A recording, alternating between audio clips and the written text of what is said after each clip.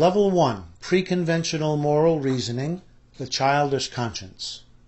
This is where we all begin.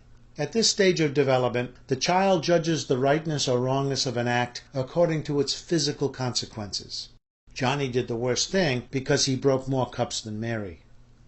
Stage 1. Fear of punishment orientation. At this stage, the child has a vague set of assumptions, an orientation, that something is good, worthwhile, and right as long as no physical punishment ensues. If she touches it and doesn't get burned, she really can't understand why Mommy says to stay away from the stove. Conversely, the child assumes that an act or omission is wrong if she gets punished for it in some concrete physical fashion, such as getting burned. If I cheat on the test, the teacher will probably catch me and punish me, so I shouldn't cheat. Or, if I don't cheat on this test, I'll flunk, so it's okay to cheat as long as I don't get caught. And if she doesn't get caught, there will be no feelings of guilt or shame, because the child is obeying her conscience, primitive as it is. Indeed, if she cheats and gets away with it, she may even feel proud of herself and boast about it to her friends. At this stage of development, the person is governed not by any principle, like honesty, but by the fear of the power of some authority who might punish, a parent, a teacher. Kohlberg calls this form of moral thinking heteronymous reasoning, from hetero, meaning other, and nomos, meaning rule or law. That is, the person is governed by the rule or law or conscience of some other person, the person in authority, the parent or teacher. The child thinks, I should act honestly and not cheat because someone will punish me if I do not. Notice that it is the person in authority who may value honesty, not the child. A slogan for this stage is, might makes right. I assume I ought to obey the one who has power to punish. Now imagine this somewhat far-fetched scenario. Imagine little Jenny, in grade 2, seated in the cafeteria between two bigger grade 5 boys. Both of these boys are threatening her because she has a cupcake in her lunchbox, and both boys want it. What can she do? She's going to get it from one or the other of them, so she'll likely give her dessert to the one she thinks is most mean and might hurt her the most. Her goal? Avoid punishment. Obey the one who threatens the harshest punishment then. Might makes right. Stage 2. Personal reward or satisfaction orientation. According to Kohlberg's research, there is a slight shift of emphasis as children pass from stage 1 to stage 2. Now an act or omission is assumed to be good, wise, and right as long as I get something out of it. What's bad, stupid, and wrong? Well, there's nothing in it for me, so why bother?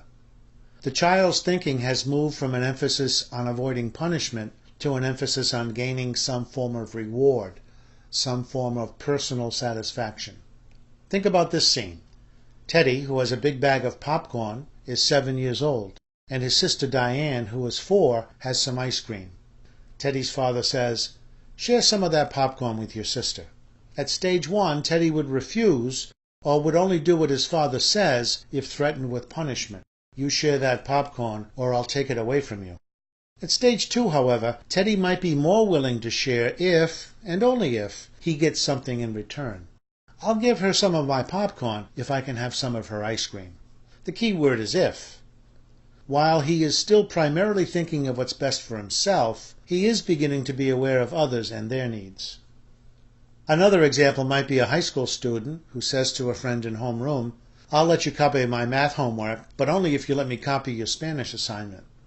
The person's reasoning remains heteronymous, that is, it is still governed by somebody else's values, whoever is offering the reward, and not by principles such as generosity or sharing that he or she deeply believes in.